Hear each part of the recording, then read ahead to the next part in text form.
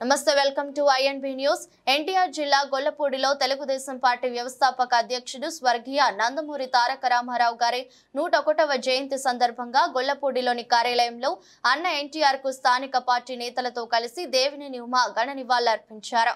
అన్న ఎన్టీఆర్ చిత్రపటానికి పూలమాల సమర్పించి నివాళులర్పించిన అనంతరం పేదవాడికి పట్టడన్నం పెట్టాలన్న సంకల్పంతో అన్న ఎన్టీఆర్ తెలుగుదేశం పార్టీని స్థాపించారని, ఆయన ఆచరణ తెలుగువాడి గుండెల్లో ఎప్పుడు స్ఫూర్తి నింపుతూనే ఉంటుందని ఆయన చేసిన సేవలను గుర్తుకు చేశారు.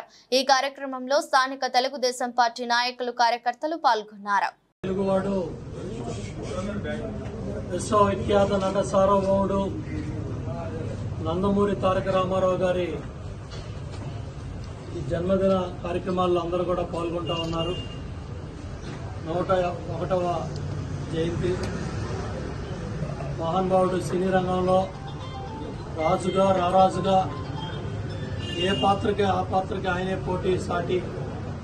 ఎన్టీ రామారావు గారికి ఎన్టీ రామారావు గారే పోటీ.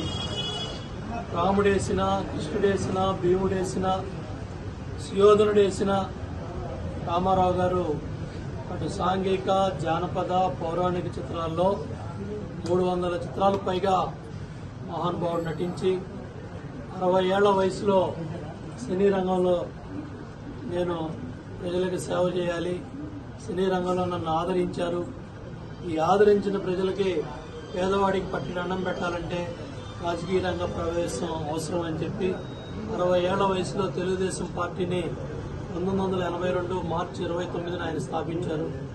ఆత్మగౌరవ నినాదంతో ప్రారంభమైన తెలుగువాడి పార్టీ తెలుగుదేశం 9 నెలలు జరగకుండా ఆ వయసులో ఆయన ఏసీ కూడా లేని వాహనంలో 75,000 కిలోమీటర్ల రాష్ట్రం, ఉమ్మడి ఆంధ్రప్రదేశ్లో అన్ని ప్రాంతాలు, ఆంధ్ర, తెలంగాణ, రాయలసీమ, మారుమూల గ్రామాల్లో సైతం ఆ రోజు ఇద్దరు కుమారులు వివాహం జరుగుతున్నా కూడా వివాహానికి కూడా వెళ్లకుండా ప్రచార కార్యక్రమాల్లో పాల్గొన్నారు.